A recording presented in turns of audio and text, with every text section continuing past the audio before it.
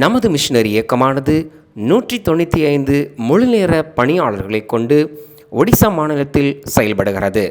நமது மிஷனரி இயக்கமானது இந்த ஆண்டில் ஒடிசா மாநிலத்தில் 6000 புதிய கிராமங்களுக்கு இயேசுவின் சுவிசேஷத்தை அறிவிக்கவும், ஆலயங்கள் இல்லாத இடங்களில் இந்த ஆண்டு 15 புதிய ஆலயங்களை கட்டவும், 30 புதிய முழுநேர மிஷனரிகளை அனுப்பவும் வேண்டும் என்ற தரிசனத்தோடு செயல்படுகிறது. சுவிசேஷ பாரத்தோடு இயங்கும் இந்த ஊழியத்தின் தேவைகள் சந்திக்கப்படவும், கொடுக்கும் பங்காளர்கள் எழும்பவும் ஜெபியுங்கள். நான் ஒன்னும் பெரிய பாவம் செய்யல. நீங்க தேவனை ஆராதிக்கலையா, அது ஒரு பாவம். நீ தினமும் ஜெபம் பண்ணலையா, அது ஒரு பெரிய பாவம். உன் தேவனை நீ மறந்தா அது ஒரு பாவமாய் மாறுகிறது. உன் தேவனாகிய கர்த்தரை சேவியாதது நிமித்தம் சகலமும் குறைவுபட்டு பசியோடும் நிர்வாணத்தோடும் தேவன் உனக்கு விரோதமாய் அனுப்பின சத்துருக்களை நீ சேவிப்பாய். பல்லாயிரக்கணக்கான மக்களுக்கு கர்த்தர் என ஆசீர்வாதமாக வைத்திருக்கிறார். எங்கள் குடும்பத்தினுடைய சிறையிருப்பை ஆண்டவர் முறித்து போட்டார். என்னுடைய குடும்பத்தினுடைய சிறையிருப்பு மாறிட்டு இன்றைக்கு எத்தனையோ குடும்பங்களுடைய சிறையிருப்பை மாற்றும்படிக்கு கர்த்தர் என்னை பயன்படுத்துகிறார். இந்த நாளிலும் நாம் தியானத்துக்காக எடுத்துக்கொண்ட வேத பகுதி எரேமியா தீர்க்கதரிசியின் புத்தகம் 30வது அதிகாரம், அதில் 18வது வசனத்தை வாசிக்கிறேன். கர்த்தர் சொல்லுகிறது என்னவென்றால், இதோ நான் யாக்கோபுடைய கூடாரங்களின் சிறையிருப்பை திருப்பி அவன் வாசஸ்தலங்களுக்கு இரக்கம் செய்வேன். நகரம் தன் மண்மேட்டின் மேல் கட்டப்பட்டு அரமனை முன்போல நிலைப்படும். அல்லேலூயா. நான் யாக்கோபுடைய கூடாரங்களின் சிறையிருப்பை திருப்புவேன். எரேமியா தீர்க்கதரிசி மூலமாக ஆண்டவர் இந்த தீர்க்க தரிசனத்தை கொண்டு வந்த காலம், இஸ்ரவேல் ஜனங்கள் பாபிலோனிலே சிறையிருப்பை நோக்கி கடந்து போய் கொண்டிருந்த காலம். செழிப்பான ஒரு தேசத்தில் ஒரு நாள் தேவனால கொண்டு வந்து நாட்டப்பட்ட ஜனங்கள் ஆசீர்வாதங்களை அனுபவித்தார்கள். கட்டாத வீடு, நட்டாத திராட்சை தோட்டம் எல்லாவற்றையும் ஆண்டவர் அவர்களுக்கு இலவசமாக கிருபையாக கொடுத்தார். அந்த தேசத்தை ஆண்டவர் பங்கிட்டு கொடுத்த நாளிலே அவர்கள் மிகுந்த மகிழ்ச்சியோடு கூட அதற்குள் பிரவேசித்தார்கள். பிரியமானவர்களே, 40 வருட வனாந்தரத்தில் வழிநடத்தப்பட்ட இஸ்ரவேல் ஜனங்கள் தேவன் வாக்கு பண்ணின அந்த தேசத்திற்குள்ள வந்த போது ஒரு பெரிய ஆரவாரத்தோடு கூட மகிழ்ச்சியோடு அந்த தேசத்திற்கு உள்ள வந்தார்கள். ஏன்னா அவங்க கட்டி உண்டாக்கல, அந்த வீடை அவங்க நாட்டி ஒரு தோட்டத்தை உண்டாக்கல. ஆனா அந்த வீட்டில குடியிருக்க ஆண்டவர் கிருபை செய்தார். அந்த மரத்தின் கனிகளை புசிக்க ஆண்டவர் கிருபை செய்தார். இலவசமா அவர்களுக்கு ஆண்டவர் கொடுத்தார். ஒரு பெரிய மகிழ்ச்சியான காரியம். ஜனங்கள் அந்த பாலும் தேனும் ஓடுகிற தேசத்திலே மகிழ்ச்சியோடு கூட வாழ்ந்தார்கள். அந்த தேசத்திற்குள்ளே யோசுவா அந்த ஜனங்களை கொண்டு வந்து நாட்டின போது அந்த ஜனங்களுக்கு தேவனுடைய ஆலோசனையை அவனுடைய ஓட்டத்தின் கடைசி பகுதியிலே சொன்னதை நம்ம யோசுவாவுடைய கடைசி 2 அதிகாரங்கள்ல பார்க்க முடியும். யோசுவா தேவனுடைய ஆலோசனை சொன்ன காரியம் என்னவென்றால், தேவன் இஸ்ரவேலை குறித்து சொன்ன நல் வார்த்தைகளில் ஒன்றாகிலும் அது கீழே விழல, அது வெறுமையா போகவே இல்லை. தேவன் தம்முடைய வாக்கினாலே சொன்னதை தம்முடைய கரத்தினாலே நிறைவேற்றினார் என்று யோசுவா ஜனங்களை பார்த்து அவர்களுக்கு தேவனுடைய மகத்துவத்தை எடுத்து உரைத்ததை நம்ம பார்க்கிறோம். 2வது யோசுவா சொன்னா, நீங்கள் எகிப்திலே சேவித்த விக்கிரகங்களை இனி சேவியாதபடிக்கு ஜாக்கிரதையா இருங்க. நீங்க விக்கிரகங்களை மறுபடியும் சேவித்தா இந்த தேசத்தில் இருந்த ஜனங்களை தேவன் வாந்தி பண்ணி போட்டது போல உங்களையும் வாந்தி பண்ணி போடுவார். ஆண்டவர் அப்படி உங்களை சிறையிருப்புக்கு ஒப்பு கொடுப்பார் என்று அந்த நாளிலே யோசுவா தேவ ஜனங்களை பார்த்து அவன் தீர்க்க தரிசனமாய் சொன்னான். இஸ்ரவேல் ஜனங்கள் தேவனை விட்டு படிப்படியாக வழி விலகினார்கள். தேவனுடைய கட்டளையை மீறினார்கள். தேவன் விலக்கின பாவத்தை செய்ய துவங்கினார்கள். தேவனை இஸ்ரவேல் ஜனங்கள் மறந்து போனார்கள். இஸ்ரவேல் ஜனங்கள் தேவனை விட்டுவிட்டது நிமித்தமாக தேவனுடைய கோபம் தன்னுடைய சொந்த தேசத்திலே வந்தது. தேவன் தீர்க்கதரிசிகளை கொண்டு தேவ ஜனத்தை எச்சரிப்பு கொடுத்து கொண்டே இருந்தார். மனம் திரும்பு, உணர்வடைந்து திரும்புங்கள், இது என்னுடைய பார்வையில் அருவருப்பு. அப்படி ஆண்டவர் எச்சரிப்பு கொடுத்த போதிலும் இஸ்ரவேல் ஜனங்கள் தொடர்ந்து துணிகரமாக தேவனை விட்டு விலகி அக்கிரமங்களை ஆகாமியங்களை நடப்பித்தார்கள். அது நிமித்தமாய் தேவன் பாபிலோன் தேசத்தின் ராஜாவை தன்னுடைய சொந்த ஜனங்களை சிறையிருப்புக்கு கொண்டு போகும்படிக்கு அவனை எழுப்பினதை நம்ம பார்க்கிறோம். ஜனங்கள் எல்லாருமே எல்லாவற்றையும் இழந்து வெறுமையாய் கடந்து போனார்கள். கால்நடையால் நடந்து போறாங்க. அவர்கள் சேர்த்து வைத்த எல்லாவற்றையும் விட்டுவிட்டு ஒன்றுமில்லாம வெறுமையாய் போய் அவர்கள் அந்நிய தேசத்திலே குடியிருக்கும்படிக்கு தேவன் அவர்களை தன் சொந்த தேசத்தில் இருந்து துரத்தி அடித்தார். தேவன் அந்த தேசத்தை விட்டு அவர்களுக்கு கொடுத்த ஆசீர்வாதத்தை விட்டு துரத்தினார். அவர்கள் அதி நிமித்தமாக சிறையிருப்புக்குள்ளே போய் வாழ துவங்கினார்கள். சிறையிருப்பின் வாழ்க்கை ஒரு மனிதனுடைய வாழ்க்கையில் சிறையிருப்பு, பாவத்தினாலே சிறையிருப்பு வருகிறது. ஆண்டவரை விட்டு விலகுவதினாலே சிறையிருப்பு வருகிறது. நாம சிந்தித்துக் கொண்டிருக்கிறோம், நான் விக்கிரகத்தை வணங்கல, நான் அசுத்தம் பண்ணல, யாரையும் கெடுக்கல, நான் எதையுமே செய்யல என்று ஒருவேளை தன்னை நீதிமான போல சிந்தித்துக் கொண்டிருக்கலாம். ஆண்டவர் சொல்லுகிறார், சகலமும் பரிபூரணமாயிருக்கையில் நீ மன மகிழ்ச்சியோடும் களிப்போடும் உன் தேவனாகிய கர்த்தரை சேவியாதது நிமித்தம் சகலமும் குறைவுபட்டு பசியோடும் நிர்வாணத்தோடும் தேவன் உனக்கு விரோதமாய் அனுப்பின சத்துருக்களை நீ சேவிப்பாய். அவன் கழுத்துல இருப்பு நுகத்தடியை போட்டுவான். இப்படி ஆண்டவர் சொல்லுகிறார். உபாகமத்தின் புத்தகம் 28வது அதிகாரம் 43 அதற்கு கீழே உள்ள வசனங்கள் இதை நமக்கு காண்பிக்கிறது. ஆம் பிரியமானவர்களே, நான் ஒன்னும் பெரிய பாவம் செய்யல. நீங்க தேவனை ஆராதிக்கலையா, அது ஒரு பாவம். நீ தினமும் ஜெபம் பண்ணலையா, அது ஒரு பெரிய பாவம். உன் தேவனை நீ மறந்தா அது ஒரு பாவமாய் மாறுகிறது. உங்க வாழ்க்கையில ஜெபமே இல்லை, எல்லாத்தையும் செய்யறதுக்கு எனக்கு நேரம் இருக்குது, எல்லாவற்றையும் செய்வதற்கு கடமைகளை செய்வதற்கு நேரம் இருக்குது. ஆனா அநேகர் சொல்லுவாங்க, ஜெபம் பண்ண மட்டும் நேரமே இல்லை. குடும்ப ஜெபம் இல்லாத எத்தனையோ குடும்பங்கள் ஆண்டவரை விட்டு வழி விலகி போகக்கூடிய சூழ்நிலை ஒரு குடும்பத்துக்குள்ள வர காரணம் நாம் ஜெபத்தை மறப்பது, தேவனை மறப்பது, தேவனை விட்டு வழி விலகி போவது. ஆம் பிரியமானவர்களே, ஒரு சில ஆண்டுகளுக்கு முன்பாக குறிப்பிட்ட ஒரு பட்டணத்திற்கு நான் ஊழியத்திற்காக அழைக்கப்பட்டு போயிருந்தேன். அங்கே ஒரு வீட்டில் என்னை கொண்டு போய் தங்க வைத்திருந்தார்கள். மறுநாள் காலையிலிருந்து ஊழியம் அங்கே துவங்குகிறது. தூர பிரயாணம். முந்தின நாள் இரவிலே நாங்கள் அங்கே போய் தங்கி இருந்தோம். அந்த நேரத்தில் இரவு நேரம் சாப்பாட்டுக்காக அந்த குடும்பத்தார் நான் தங்கியிருந்த அறையை கதவை தட்டினார்கள்.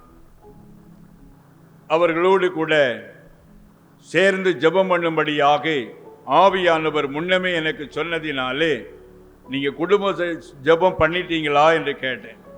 அவங்க சொன்னாங்க, ஐயா குடும்ப ஜெபம்லாம் எங்க வீட்டில் நடக்காது அப்படின்னு சொன்னாங்க. வாங்க நம்ம சேர்ந்து ஜெபம் பண்ணுவோம் அப்படின்னு சொல்லி அவங்க வீட்டில் முதல்ல ஜெபம் பண்ணிட்டு சாப்பிட தீர்மானித்தோம். அப்ப அப்படி குடும்ப ஜெபம் பண்ணுவதற்கு முன்பாக அந்த வீட்டில் இருந்த ஒரு வாலிப தம்பி என்னை பார்த்து சொன்னா, அண்ணன் எனக்கு பின்னால பெண்களுக்கு மாதிரி சடை தொங்குற மாதிரி எனக்கு ஒரு ஃபீல் ஆகுது. சேரீ கட்டியிருந்தா எப்படி முந்தானையை வச்சு இல்லை அந்த சேரீயை அட்ஜஸ்ட் பண்ணுவாங்களோ அப்படி பண்ணுற மாதிரி ஒரு ஃபீல் ஆகுது. காலில் சலங்கை கட்டியிருக்கிற மாதிரி இருக்குது, கையிலெல்லாம் வளையல் போட்ட மாதிரி இருக்குது, காதில் கம்மல் போட்ட மாதிரி ஒரு ஃபீல் ஆகுது. சில நேரங்களில் மல்லிகைப்பூ வாசனை ரொம்ப அதிகமாக வருது. எனக்கு என்னென்ன ஒண்ணுமே புரியலை என்று சொன்னான். நான் அந்த குடும்பத்திற்காக பாவரிக்க பண்ணி ஜெபிக்க துவங்கின போதே அந்த தம்பிக்குள்ளிருந்து ஒரு பொல்லாத ஆவி அலக்களிக்க ஆரம்பித்தது. அது அலக்களித்து பாருங்க, அப்படியே தரையில் உருள ஆரம்பித்தது. அதற்குள்ளிருந்து பிசாசு பேச துவங்கிற்று. இந்த குடும்பத்தில் இருக்கக்கூடிய உயிரெல்லாம் கொண்டு போறதுக்கு தான் நான் வந்தேன். இந்த குடும்பத்தில் உள்ள ஆசீர்வாதத்தை நான் கொண்டு போயிட்டேன். இனிமே நான் உயிரைத்தான் கொண்டு போவேன். நான் இந்த குடும்பத்தை விட்டு போக மாட்டேன் என்று அலக்களிக்க ஆரம்பித்தது. இன்னும் மறுபடியும் அது பேச ஆரம்பிச்சிச்சு. இந்த வீடு கட்டும் போது மேல ஃபர்ஸ்ட் ஃப்ளோர் போறதற்காக இந்த வீட்டில் உள்ளவன் ஏணிப்படி அமைத்தான். கீழிருந்து ஏறி போகிற ஏணியில 7வது படிக்கு கீழே தான் மந்திரிக்கப்பட்ட தகடு இருக்குது. அங்க இருந்துதான் நான் செயல்படுகிறேன் என்று பேச ஆரம்பித்தது. அதை யார் வைத்தார்கள் என்பதை அந்த பிசாசு அந்த மனிதனுடைய பெயரையும் சொல்லி அதை அலக்களித்து கொஞ்ச நேரத்தில் மயங்கி விழுந்தது. அந்த தாயார் சத்தமிட்டு அழுதார். அவங்க என்னை அழைத்து கொண்டு அவர்கள் வீட்டின் பின் கதவை திறந்தார்கள். அந்த வீட்டுக்கு பின்னால் இருக்கிற அந்த காம்பவுண்டை பார்த்தா அதில் நிறைய ரேக் செட்டுகள், ஒரு பெரிய டிபார்ட்மெண்ட் ஸ்டோர் வைத்திருந்தா எவ்வளவு ரேக் செட் இருக்குமோ அவ்வளவு ரேக் செட் எல்லாமே கிடைக்குது. அழுது கொண்டே சொன்னார்கள், இந்த பாருங்க, இந்த பட்டணத்தில் எங்க தொழில் தான் பெரிய தொழில். ஆனா இன்றைக்கு ஒன்றும் இல்லாம வெறுமையாக்கப்பட்டு நாங்க கடனாளியா இருக்கிறோம். இந்த வீட்டை கூட விற்பனை செய்து விட்டோம். இந்த வீட்டை விலைக்கு வாங்கினவர்களிடத்துல 3 மாசம் அவகாசம் கேட்டு இந்த வீட்டில் உட்கார்ந்து இருக்கிறோம். ஆண்டவர் எங்களுக்கு இரக்கம் செய்யும்படியா எங்க சர்ச்சில் உங்களை ஊழியத்துக்காக கூப்பிட்டு இருந்தாங்க. அதனால ஊழியர் நம்ம வீட்டில் வந்து தங்கினாலாவது எங்களுடைய வாழ்க்கையில ஒரு மாற்றம் வந்து விடாதா என்றுதான் நாங்க சர்ச்சில் போய் ஊழியரிடத்துல சொல்லி உங்களை எங்க வீட்டில் தங்க வைத்தோம் ஐயா என்று சொல்லி அழுதார்கள். பிரியமானவர்களே, அந்த தாயார் மறுபடியும் பேச துவங்கினாங்க. கணவனால கைவிடப்பட்டு 3 ஆண் பிள்ளைகளை அழைத்து 2 பெண் பிள்ளைகளோடு கூட 5 பேரா அந்த பட்டணத்துக்கு வந்தாங்களாம். அவருடைய உறவினர் வாடகைக்கு ஒரு சின்ன வீடு எடுத்து கொடுத்திருக்கிறாங்க. அந்த வீட்டில் வந்து இருந்த நாள்ல தினமும் அதிகாலை 5 மணிக்கு சரியா எழும்பி குடும்பமா கூடி அவங்க எல்லாம் ஜெபிப்பாங்களாம். குடும்பமா கூடி 1 மணி நேரம் ஜெபம் பண்ணிட்டு அதுக்கப்புறம் தான் தன்னுடைய கடமைகளை செய்வார்கள். ஆரம்ப நாட்கள் அந்த பட்டணத்தில் என்ன செய்து பிழைப்பது என்று யோசித்த போது அந்த தாயாருக்குள்ளே ஒரு யோசனை வந்தது. டீ கேன்களை வாங்கி டீ போட்டு கொடுத்து அதில் 3 ஆண் பிள்ளைகள் கையில் கொடுத்து விற்பனை செய்ய வைக்க வேண்டும் என்று தீர்மானிச்சாங்க. கையில் இருந்த தங்க பொருளை விற்று அதற்கான எல்லா தளவாட பொருட்கள் எல்லாம் வாங்கினார்கள். இப்போ 3 டீ கேன் வாங்கியாச்சு, வடை சட்டி வாங்கியாச்சு. டீ வடையை போட்டு ஜபம் பண்ணி குடும்ப ஜபம் முடித்த உடனே பிள்ளைகள் கையில் கொடுத்தாங்க. அந்த தம்பிமார்கள் பாருங்க, ஒவ்வொருவரும் போட்டி போட்டு கொண்டு டீ விற்பாங்களாம். ஒரு சிலர் ஒரு நாளைக்கு 10 கேன் விற்பாங்க, சிலர் அதுக்கு மேலே விற்பாங்க. அந்த மாதிரி போட்டி போட்டு ரயில்வே ஸ்டேஷன், பஸ் ஸ்டாண்டு அங்கங்கே அலைந்து விற்பனை செய்ய ஆரம்பித்தார்கள். அதனால நல்ல வருமானம் அவர்களுக்கு வர ஆரம்பித்தது. தவறாம ஆலயத்துக்கு போனாங்க, நல்ல ஜபம் பண்ணினார்கள். தினமும் குடும்ப ஜபம் நடக்கும், வேதத்தை தியானிப்பாங்க. மாதத்தில் ஒரு நாள் வீட்டில் ஊழியரை கூட்டி கொண்டு வந்து உபவாச ஜபத்தை நடத்தினாங்க. தசமபாக காணிக்கை சரியா கொடுத்தார்கள். கர்த்தர் அவர்களை படிப்படியா ஆசீர்வதித்தார். தெருவில் டீ வித்த அவர்களை ஆண்டவர் பாருங்க ஒரு நல்ல கடையில் உட்கார வைத்தார். அது ஒரு சின்ன மளிகை கடை. படிப்படியா பாருங்க, டீ வித்த 3 பேருமே அதுல வியாபாரம் பார்த்தா கூட வியாபாரம் செய்ய முடியல. வேலைக்கு எத்தனையோ பேரை நியமிக்கிறாங்க. அதுக்கப்புறமா அது ஒரு பெரிய ஹோல்சேல், அதாவது மொத்த வியாபாரமா மாறுது. கர்த்தர் அப்படி அவர்கள் ஆசீர்வதித்து உயர்த்தினார். பணம் தேவைக்கு அதிகமா வர ஆரம்பித்தது. வாகனம் வந்துட்டு, கட்டடங்கள் வந்து விட்டது. எல்லாம் வீட்டுக்குள்ள வந்த போது குடும்ப ஜபத்தை அவர்கள் நிறுத்தினார்கள். ஆலயத்துக்கு போவதை நிறுத்தினார்கள். ஏனென்றால் தேவைக்கு அதிகமா பணம் வந்து விட்டது. இனி ஆண்டவரிடத்தில் என்ன சொல்லி ஜபம் பண்ணுவது? எல்லாம் கிடைத்து விட்டது. வீட்டுக்குள்ள ஜபம் இல்லை, ஆலயத்துக்கு போற அனுபவம் கிடையாது. ஆண்டவரை அவர்கள் மறந்தார்கள். ஆண்டவரும் அந்த வீட்டை விட்டு வெளியே போனார். வியாபார ஸ்தலத்தை விட்டு வெளியே போனார். மந்திரவாதத்தினாலே அந்த குடும்பம் முடங்கிற்று, வியாபாரம் முடங்கி போயிற்று. சரீரத்தில் வியாதி, சமாதான குறைவு, எல்லாவற்றையும் இழந்து ஒரு சிறையிருப்பின் அனுபவத்திற்குள்ளே அவர்கள் கடந்து வந்தார்கள். பிரியமானவர்களே, விழுந்த அதே இடத்திலே மறுபடியும் ஆண்டவரை நோக்கி கூப்பிட ஆரம்பித்தார்கள். முன்னாட்கள் போல வீட்டுக்குள்ள குடும்ப ஜெபம் துவங்கிட்டு உபவாசித்து அழுதார்கள். படிப்படியாக ஆண்டவர் இழந்த நன்மைகளை கொடுத்தது மாத்திரமல்ல, அதைவிட பல மடங்காய் பிள்ளைகள் ஆசீர்வதித்து உயர்த்தினார். கரங்களை தட்டி கர்த்தரை மகிமைப்படுத்தலாம். நான் யாக்கோபுடைய கூடாரங்களின் சிறையிருப்பை திருப்புவேன், அவன் வாசஸ்தலத்திற்கு நான் இரக்கம் செய்வேன். பிரியமானவர்களே, இன்னைக்கு சிறையிருப்பை அனுபவிக்கக்கூடிய எத்தனையோ குடும்பங்கள், தரித்திரம் ஒரு சிறையிருப்பு, வியாதி நிரந்தரமான வியாதி அது ஒரு சிறையிருப்பு. இன்னைக்கு எத்தனை குடும்பம் பாருங்க சிறையிருப்பின் அனுபவத்துக்குள்ள கண்ணீரின் மத்தியில வாழ்ந்து கொண்டிருக்காங்க. என்னைக்கு எங்க வாழ்க்கையில நன்மை வரும், என் குடும்பத்தினுடைய காரியங்கள் மாறுமா, இல்லை இப்படியே தான் நாங்க வாழ்வோமா, கேள்விக்குறியோடு கூட வாழக்கூடிய எத்தனையோ பேர். இஸ்ரவேல் ஜனங்கள் எல்லாம் பரிபூரணமாய் இருக்கும் போது தேவனை தேட மறந்து போனார்கள். மாறாக தேவன் அருவருக்கக்கூடிய காரியத்தை செய்தார்கள். அந்நிய சிறிய விவாகம் பண்ணினாங்க. அந்நிய புருஷருக்கு தன்னுடைய பிள்ளைகளை கொடுத்தார்கள். அது நிமித்தமாக விக்கிரகத்தை வணங்க துணிந்தார்கள். விக்கிரகத்தை வீடுகளில் கொண்டு வந்தாங்க. அருவருப்பான காரியத்தை செய்தார்கள். அது நிமித்தமாக தேவனுடைய கோபம் இஸ்ரவேல் தேசத்திலே தேவ ஜனங்கள் மேலே பற்றி எறிந்தது. பிரியமானவர்களே, என்னுடைய ஊழிய பாதையில் ரொம்ப அதிகமான ஒரு ஊழியன்னு சொன்னால் வெள்ளி சூனிய மந்திரவாதம், பிசாசின் பிடி, இப்படிப்பட்ட பாதிப்புடைய மக்கள் மத்தியில் தான் ஆண்டவர் என்னை கொண்டு போவதுண்டு. ஆண்டவர் அப்படிப்பட்ட ஊழியத்தை கர்த்தர் என கொடுத்து என்னை வழி நடத்தி கொண்டிருக்கிறார். ஆண்டவருடைய நாமத்துக்கு மகிமை உண்டாவதாக. சில இடங்கள்லாம் ஊழியத்துக்கு போனால் கூட்டமாக மக்கள் அசுத்தாவியில் அலக்கழித்து முன்னால் கொண்டு வந்து கூட்டமாக தூக்கி கொண்டு வந்து போட்டிருப்பாங்க. அந்த மாதிரியெல்லாம் அநேக நிகழ்வுகள் உண்டு. என்னோடு இருக்கிற உடன் ஊழியர்கள் அதையெல்லாம் நிறைய காரியங்களை பார்த்துருக்கிறாங்க. ஆனால் இதற்கு பின்னால் ஒரு முக்கியமான ஒரு காரியம் இருக்கிறது. இப்படிப்பட்ட ஒரு கிருபையை ஆண்டவர் எனக்கு கொடுத்து இன்னைக்கு அநேக மக்களுக்கு ஆசீர்வாதமா வைப்பதற்கு காரணம் பின்னால மிகப்பெரிய ஒரு சம்பவம் இருக்கிறது. பிரியமானவர்களே, ஏனென்றால் வெள்ளி சூனியத்தினாலே பிசாசின் படியினாலே பாதிக்கப்பட்ட ஒரு மனிதனாக நான் இருந்தேன். வெள்ளி சூனியத்தினால பாதிக்கப்பட்டு வேதனையோடு கூட இருந்த ஒரு வாழ்க்கை உண்டு. ஆனால் என்னுடைய தாயார் ஒரு கிறிஸ்துவ வழியில் வந்தவங்க. என்னுடைய தகப்பனார் பாருங்க விக்கிரகத்தின் பெண்ணை நிலையத்திலிருந்து வந்தவங்க.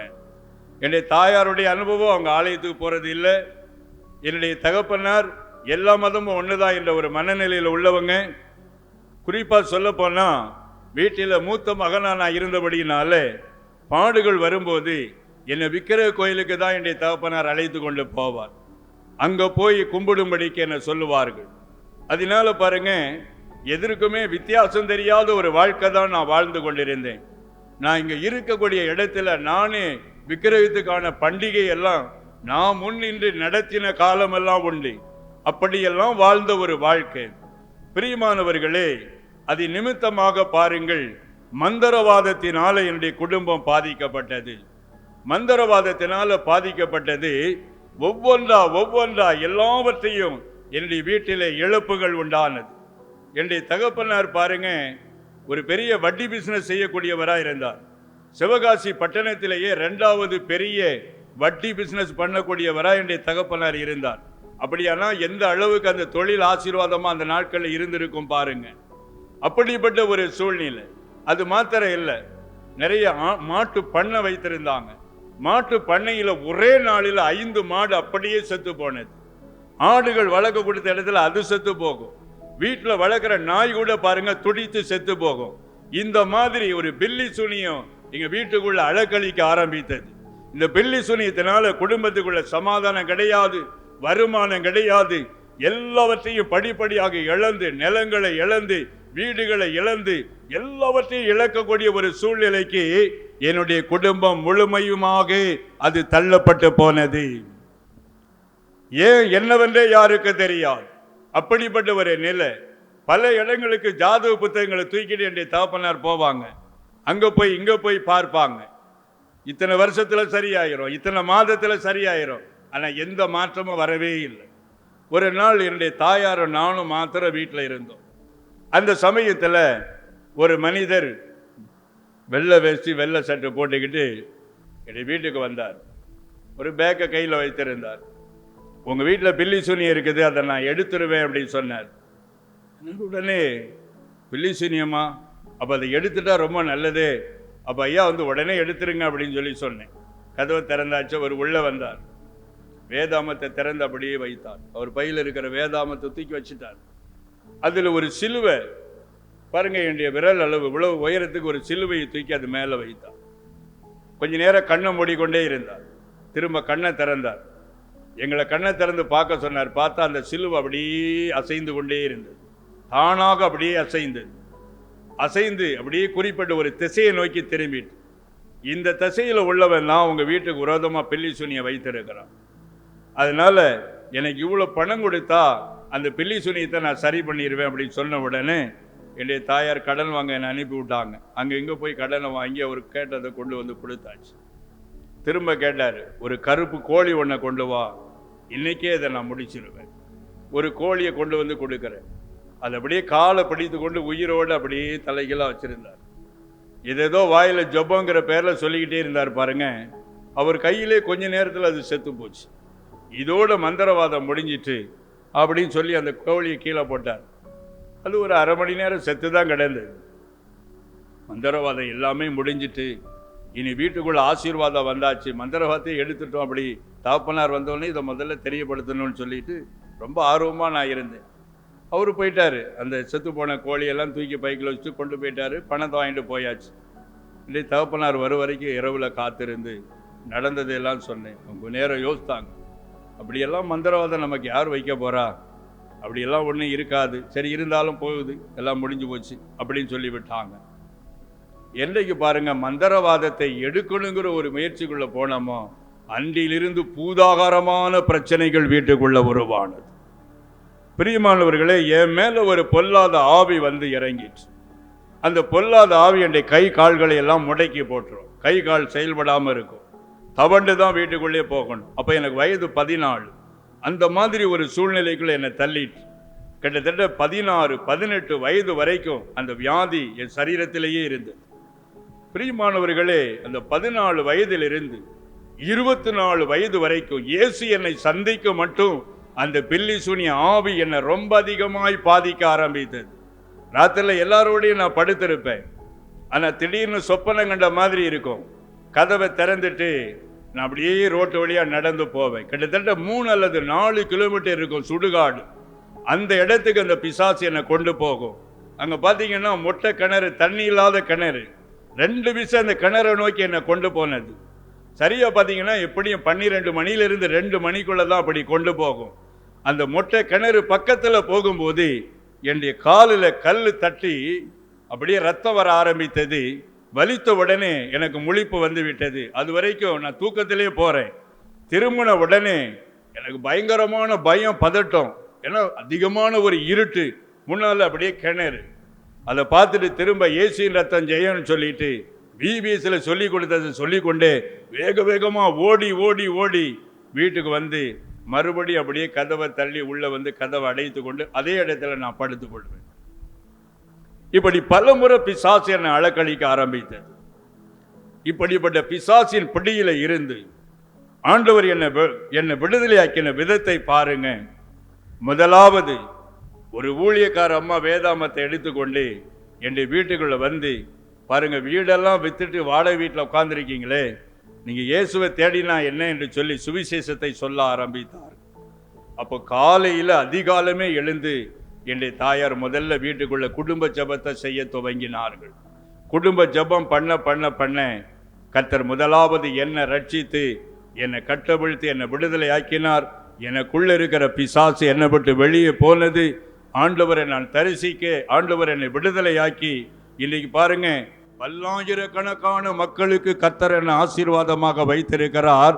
எங்கள் குடும்பத்தினுடைய சிறையிருப்பை ஆண்டவர் முறித்து போட்டார். என்னுடைய குடும்பத்தினுடைய சிறையிருப்பு மாறிட்டு இன்றைக்கு எத்தனையோ குடும்பங்களுடைய சிறையிருப்பை மாற்றும்படிக்கு கர்த்தர் என்னை பயன்படுத்துகிறார். ஆண்டவருடைய நாமத்துக்கு மகிமை உண்டாவதாக. அந்த சிறையிருப்பின் நாட்களை நினைத்து பார்த்தாலே உள்ளத்தில் அப்படியே ஒரு பதட்டம் வந்துவிடும். அத்தனை ஒரு கொடுமையான நிகழ்வு. வீட்டுக்குள்ள பாத்தீங்கன்னா மூட்டை பூச்சி மூட்டை மூட்டையா இருக்கிற மாதிரி இருக்கும். எவ்வளவு மருந்தடிக்கிறவங்களை கொண்டு வந்து அடிச்சா கூட திரும்ப ஒரு மாசத்துல மறுபடியும் கூடி வரும். அந்த நாட்கள்ல பார்த்தா ஆண்டவருடைய நாமத்துக்கு மகிமை உண்டாவதாக. உடைய குடும்பத்துடைய சிறையிருப்பை ஆண்டவர் மாற்றுவார். இந்த பெல்லி சூனிய மாந்திரிகத்தின் பிடியில் இருந்து உங்க குடும்பத்தை ஆண்டவர் விடுதலை ஆக்க வேண்டுமானால் நீங்க கர்த்தரை நோக்கி கூப்பிடும் போது ஆண்டவர் உங்க குடும்பத்துக்கு உள்ள இறங்கி வருவார். அல்லேலூயா, அல்லேலூயா. ஆண்டவர் உங்க வீட்டுக்கு உள்ள இறங்கி வரும்போது எல்லாவற்றையும் ஆண்டவர் மாற்றி போடுவார். யாக்கோபுடைய கூடாரங்களின் சிறையிருப்பை நான் திருப்புவேன். சிறையிருப்பின் அனுபவங்கள். ஹல்லேலூயா, ஹல்லேலூயா, ஹல்லேலூயா. உரந்த ரமகதுட லபகபந்த ரகபரபகரபகப. ஹல்லேலூயா. காணிக்கை கொடுக்கறதுனால சிறையிருப்பு மாறாது. வெறுமனே கூட்டத்துக்கு போயிட்டு வர்றதுனால சிறையிருப்பு மாறாது. உன் உள்ளம் திறக்கப்படலைன்னா உன் வாழ்க்கை சிறையிருப்பா தான் இருக்கும். சிறையிருப்பின் அனுபவத்தை விட்டு நீ வெளியே வர வேண்டுமானால் இயேசுவை உன் வீட்டுக்குள்ளே கூப்பிட வேண்டும். அதிகாலமே எழுந்து நடுராத்திரியிலே எழுந்து ஆண்டவரை நோக்கி நீ சத்தமிடும் போது உன் ஜெபம் பரலோகத்தில் கேட்கப்படும். பரலோகத்தின் தேவன் உனக்காக இறங்கி உன் வீட்டுக்குள்ள வருவாரு. உனக்காக இறங்கி வருவாரு. உன் மேல இறங்கி வருவாரு. உன் கட்டுகளை கர்த்தர் உடைத்து எறிவாரு. ஆமென், அல்லேலூயா. எரிசா பந்தர பாரக பந்தட ராக தூர கபா லக்கரபா. இப்பொழுதே இயேசுவை நோக்கி கூப்பிடலாமா? ஆமென். சகலமும் பரிபூரணமாயிருக்கையில நீ மன மகிழ்ச்சியோடும் களிப்போடும் உன் தேவனாகிய கர்த்தரை சேவியாதது நிமித்தம் சகலமும் குறைவுபட்டு நீ பசியோடும் நிர்வாணத்தோடும் கர்த்தர் உனக்கு விரோதமா அனுப்புகிற சத்துருவை நீ சேவிப்ப, எதிராளிய நீ சேவிப்ப. அதுதான் பிரியமானவர்களே கடங்காரன் வீட்டுல வந்து நிற்கும் போது அவனுக்கு பயந்து ஒளியிறல்ல, பயந்து ஒளிந்து கொள்ளுறல்ல, என்ன பதில் சொல்றன்னு தெரியாம திகைத்து போற இல்லையா?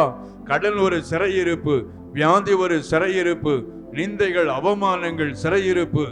ஆமென், அல்லேலூயா. எல்லாத்தையும் இழந்து வெறுமையா நிக்கிற சகோதரி, இயேசு உங்களை கட்டவிழ்க்கத்தான் இந்த இடத்துல வந்திருக்கிறாரு. இந்த நேரத்துல இயேசுடைய வல்லமையை உணர்றீங்க. ஆமென். இயேசுவே நன்றி, நன்றி, நன்றி. இப்ப வானம் திறக்கப்பட்டு அக்கினி இறங்கி வருகிறது. வானம் திறக்கப்பட்டு அக்கினி இறங்கி வருகிறது. உங்க மேல இறங்கி வருகிற அக்கினி உங்க பிள்ளை மேல இறங்கி வரும். உங்க மேல இறங்குற அக்கினி உங்க கணவர் மேல இறங்கி வரும். உங்க மேல இறங்குற அக்கினி தான் உங்க கைகளின் பிரயாசத்தின் மேல இறங்கி வரும். இன்னைக்கு ஆண்டவர் உங்களை விடுவிக்கிற நாள், இன்னைக்கு விடுதலையின் நாள், இன்னைக்கு சிறையிருப்பில் இருந்து உங்களை கட்டவிழ்க்கிற நாள். இயேசுவே, நான் உம்மை விசுவாசிக்கிறேன். என் வாழ்க்கையில நீர் வாரும், என் குடும்பத்துக்குள்ள வாரும். சத்தமிட்டு கூப்பிடலாம். எத்தனை பேர் அடக்கி கொள்ளாதே, சத்தமிட்டு கூப்பிடு. உன் வாயை விரிவா தர, உன் வாயை விரிவா தர, உன் வாயை விரிவா தர. நான் அதை நன்மையால் நிரப்புவேன், நான் அதை நன்மையால் நிரப்புவேன். நன்றி, நன்றி, நன்றி, நன்றி. ஆமென், ஆமென். சிறையிருப்பை நீக்கும்படியாக இயேசுவின் வல்லமை இறங்கி வருகிறது. சகோதரி, குறுக்கு பகுதியில பின் பகுதியில ஒரு சகோதரிக்கு எப்பொழுதும் ஈட்டியை எடுத்து குத்தினார் போல ஒரு வலி உண்டு. ஈட்டியை எடுத்து குத்தினார் போல இப்ப வரும்போது கூட உங்களுக்கு அந்த வலி இருந்தது. இயேசுடைய கரம் அந்த பகுதியை தொடுகிறது. நீங்க இப்ப அற்புத சுகம் அடைகிறீங்க. ஆமென், ஹல்லேலூயா. இயேசுவின் நாமத்திலே தெய்வீக சுகமளிக்கும் வல்லமை ஓ ரிசிகபா தண்டுவடத்தில் இறங்குகிறது. நன்றி, நன்றி. கழுத்து பகுதியில தேவனுடைய வல்லமை இறங்கி வருகிறது. இயேசுவின் நாமத்திலே சரீரத்தின் உள் உறுப்புகளுக்குள்ள அக்கினி இறங்குகிறது. ஓ லார்ட், நன்றி. இயேசுவின் நாமத்தில் வியாதியின் சிறையிருப்பை இப்பொழுது ஆண்டவர் வேர் அறுக்கிறார். கட்டுகள் அருந்து விழுகிறது. மாந்திரிகத்தின் வல்லமை சுட்டெரிக்கப்படுகிறது. வீடுகளை விட்டு பொல்லாத ஆவிகள் புறப்படுகிறது. எத்தனை பேர் விசுவாசிக்கிறீங்க? சத்தத்தை உயர்த்தி ஜெபம் பண்ணுங்க. சத்தத்தை உயர்த்தி, சத்தத்தை உயர்த்தி, சத்தத்தை உயர்த்தி. அல்லேலூயா. இரவிலே ராக்காலத்துல யானையை தரிசிக்கிறது, நாய்களை தரிசனத்துல பார்ப்பது, சிங்கத்தை தரிசனத்துல பார்ப்பது, சர்ப்பத்தை பார்ப்பது, இவைகள் எல்லாம் பில்லி சூனியத்தின் அடையாளம், பில்லி சூனியத்தினுடைய கிரிய. சில இடங்களில சாத்தானே சொப்பனம் கொடுத்து பயமுறுத்துவான். சில நேரங்கள்ல நம்மை சூழ இருக்கிற பிரச்சனையை ஆண்டவர் வெளிப்படுத்தி நமக்கு அடையாளம் காட்டுவாரு. இயேசுடைய வல்லமை இறங்கி வருகிறது. இன்றைக்கு எல்லாவற்றையும் ஆண்டவர் சுட்டெரித்து போடுகிறார். உங்க சிறையிருப்பு மாறுது. ஆமென். தீய சொப்பனத்துக்கு பின்னால் இருந்து செயல்படுகிற சாத்தானுடைய கிரியை இயேசுவின் நாமத்தில் அழிக்கப்படுது. வாழ்வாதாரத்துக்கு கீழே கொண்டு வந்து வைக்கிற தகடுகள் இப்ப சுட்டெரிக்கப்படுது. நன்றி, நன்றி, நன்றி, நன்றி. வியாபார ஸ்தலத்துக்கு முன்னால கொண்டு வந்து வைக்கிற தகடுகள் இயேசுவின் நாமத்தில் சுட்டெரிக்கப்படுது. உங்க வீட்டில் வாசலுக்கு கீழே வைக்கப்பட்ட தகடுகள் இயேசுவின் நாமத்தில் சுட்டெரிக்கப்படுகிறது. இயேசுவின் நாமத்தில் அக்கினி. உங்க வாகனத்துக்கு கீழே வைக்கப்பட்ட தகடு இயேசுவின் நாமத்தில் எரிந்து சாம்பலாகிறது. எரிந்து எரிந்து எரிந்து சத்தமிட்டு கூப்பிடுங்க, ஆர்ப்பரிங்க. இயேசுவின் நாமத்தில், இயேசுவின் நாமத்தில். 1998 ஆரம்பிக்கப்பட்ட நமது கல்வாரி சுவிசேஷ மிஷனரி இயக்கமானது ஒடிசா மாநிலத்தை தலைமையிடமாக கொண்டு ஒடிசா மாநிலத்தில் 6 மாவட்டங்களில் 176 மிஷனரிகளை கொண்டு 13 இன மக்கள் மத்தியில் ஒவ்வொரு மாதமும் 500 புதிய கிராமங்களை சந்திக்க வேண்டும் என்ற மேலான தரிசனத்தோடு சுவிசேஷ பணியினை செய்து வருகிறது. தேவனுடைய ஆலயங்கள் இல்லாத இடங்களில் தேவனுடைய வார்த்தையை அறிவித்து நமது ஊழியத்தின் மூலம் ஆலயங்கள் கட்டப்பட்டு வருகிறது. ஒடிசாவில் வாலிபர் முகாம், சிறுவர் முகாம், விடுதலை முகாம் மூலமாக எண்ணற்ற மக்களுக்கு தேவனுடைய வார்த்தையானது அறிவிக்கப்பட்டு வருகிறது. அறியப்படாத இடங்களில் தேவனுடைய வார்த்தையை அறிவிக்கும் நமது மிஷனரி ஊழியத்தில் இன்னும் அதிகமான மிஷனரி பணியாளர்கள் எழும்பப்படவும், ஒடிசா மொழியில் தேவனுடைய பரிசுத்த வேதாகமத்தை கொடுக்கும் நன்கொடையாளர்கள் எழும்பவும் ஜெபித்துக் கொள்ளுங்கள்.